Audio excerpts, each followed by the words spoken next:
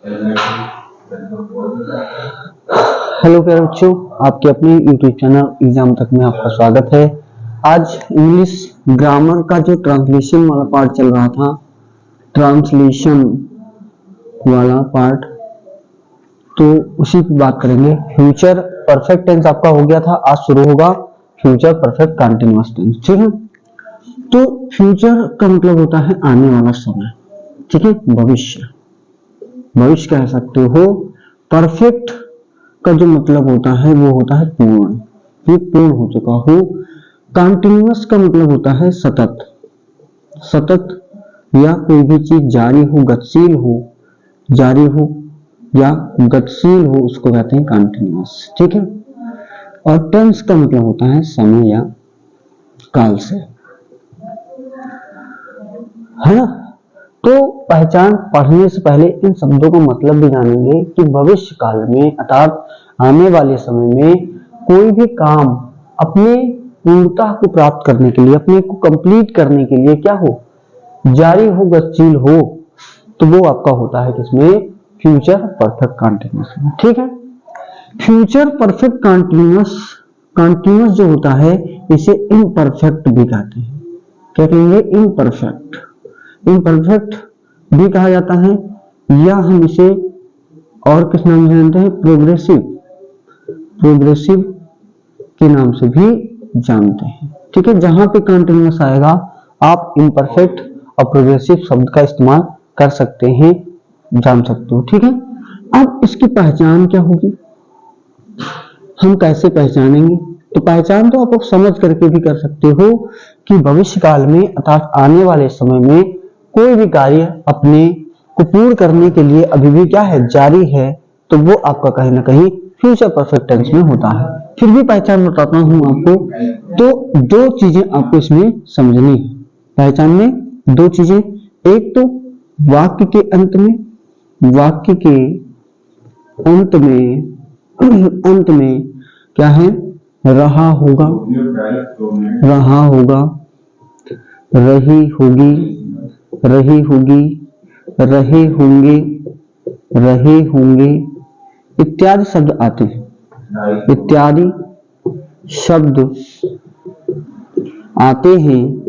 तो वो आपको किसमें होगा, तो सिर्फ इतना ही है। अगर वाक्य के अंत में रहा होगा, रही होगी, रहे होंगे, सिर्फ यही आ रहा है तो आप जानते हो तो परफेक्ट नहीं होगा, तो फ्यूचर कंटीन्यूअस टेंस हो जाएगा। लेकिन जब समय की बात होगी बच्चा, ठीक है, समय भी आ जाए, ठीक है, तो समय में दो समय आ सकते हैं, एक आपका निश्चित समय है, एक आपका अनिश्चित समय। तो निश्चित समय और अनिश्चित समय जब दो आ जाएंगे तब वो आपका होगा परफेक्ट कंटीन्यूअस टेंस, और फ्यूचर की बात है तो फ्यूचर हो जाएगा। ठीक है, तो निश्चित समय में क्या आते हैं, जैसे आपका सुबह का टाइम निश्चित है ना, कल निश्चित है, कल परसों निश्चित है, शाम का टाइम निश्चित है। ठीक है, दोपहर आ जाए तब भी निश्चित है आपका। और क्या आ जाए, सुबह हो गया, कल परसों शाम दोपहर, बजे आ जाए, बजे 2 बजे 3 बजे 2 बजे आ जाए, है ना, ऐसे करके दिनों के नाम आ जाए, दिनों के नाम जैसे सोमवार, है ना, महीनों के नाम आ जाए, महीनों के नाम आ जाए, महीनों के नाम जैसे जनवरी फरवरी, है ना, सन आ जाए कोई, सन 2024 इत्यादि। तो ये किस में आते हैं, हमारे निश्चित समय में आते हैं। और निश्चित समय के लिए इंग्लिश में हम इस्तेमाल करते हैं क्या, सिंस का प्रयोग करते हैं, यूज ऑफ सिंस। अनिश्चित समय के लिए क्या करते हैं भाई, अनिश्चित समय जो है इसके लिए क्या करते हैं, तो फॉर लगाते हैं। क्या लगाते हैं, फॉर लगाते हैं। जैसे आपका मिनट आ जाए, ठीक है, मिनट, अब मिनट 14 15 मिनट, अब कौन सा वो समय का है नहीं पता, ठीक है, मिनट आ जाए, घंटा समय दिया हो 2 घंटे 4 घंटे 5 घंटे, आपका दिन दिया हो, वर्ष दिया हो, दिन नहीं सप्ताह कहेंगे, सप्ताह हो, 2 सप्ताह, 3 सप्ताह, है ना। और जो है 3 सप्ताह हो गया, महीने हो गए, वर्ष हो गए, इत्यादि शब्द आए तो आप जान लीजिए कि वो किस में होगा। तो ये समय जो है निश्चित अनिश्चित के लिए जो समय आता भी है, ठीक है, ये आए और वाक्य के अंत में रहा होगा, रही होगी, रहे होंगे, ये शब्द भी जब आएंगे तब बच्चों फ्यूचर परफेक्ट टेंस में, फ्यूचर परफेक्ट कंटीन्यूअस टेंस में ये चीजें होंगी। ठीक है, बात इतनी क्लियर है। तो कागज पेन लेकर के बैठिए। आइए इंपरेटिव। अब इसके सेंटेंस देखो कितने टाइप पढ़ने हैं। तो हर एक टेंस में आपने देखा है कि 3 चीजें आपने पढ़ी है। क्या क्या है वो? तो एक आपका अफर्मेटिव पढ़ना है, अफर्मेटिव सेंटेंस पढ़ना है, एक आपने देखा कि नेगेटिव हम पढ़ते हैं, और एक आपका इंट्रोगेटिव सेंटेंस। ठीक है, क्या पढ़ेंगे? इंट्रोगेटिव सेंटेंस आप पढ़ते हो। ठीक है, तो ये 3 आपको पढ़ने हैं। तो इसमें पहला शुरुआत होगा आपका अफर्मेटिव सेंटेंस। देखते हैं।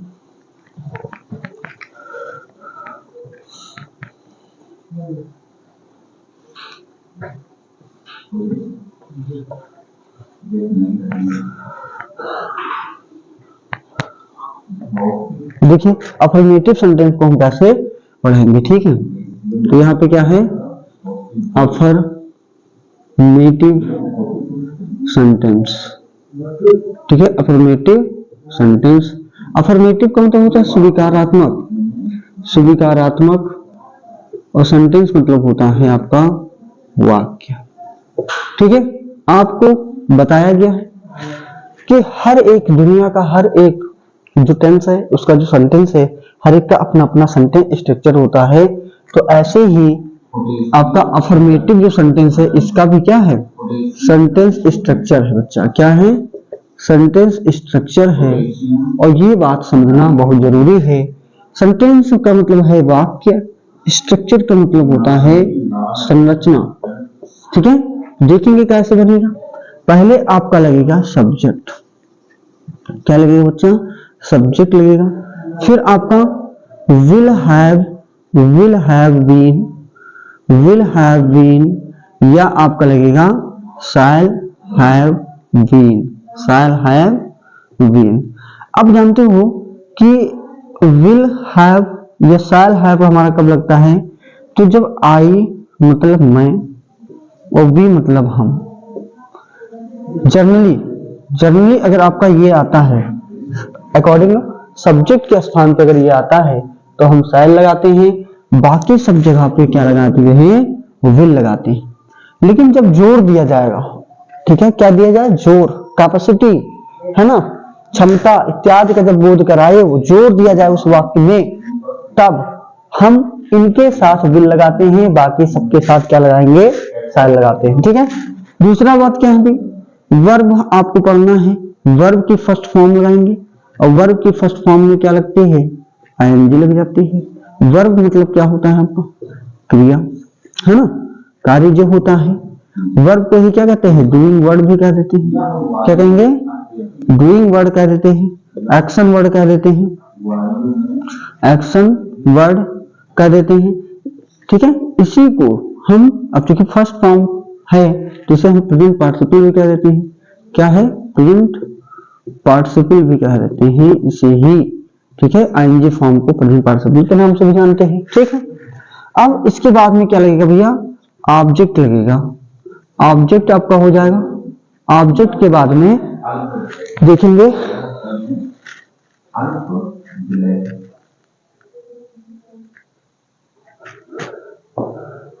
ऑब्जेक्ट हो जाएगा। ऑब्जेक्ट के बाद में आपका अदर वर्ड, अदर वर्ड और प्लस तो टाइम होगा। टाइम में या तो सिंस या तो फॉर लगेगा, आपका फुल स्टॉप हो जाएगा। ठीक है, तो ये एक क्या है बच्चा? सेंटेंस स्ट्रक्चर है। हर एक टेंस का क्या होता है? अपना सेंटेंस स्ट्रक्चर होता है। ठीक है, बात इतना नोट डाउन करिए।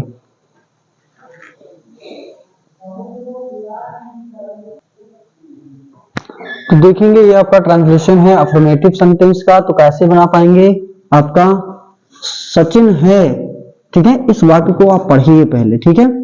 तो आप देखेंगे कि रहा होगा इसमें दिया है, समय भी आपको इसमें दिया है। जब दो चीजें दी होंगी तो आपका किसमें है, फ्यूचर परफेक्ट कंटीन्यूअस टेंस में है।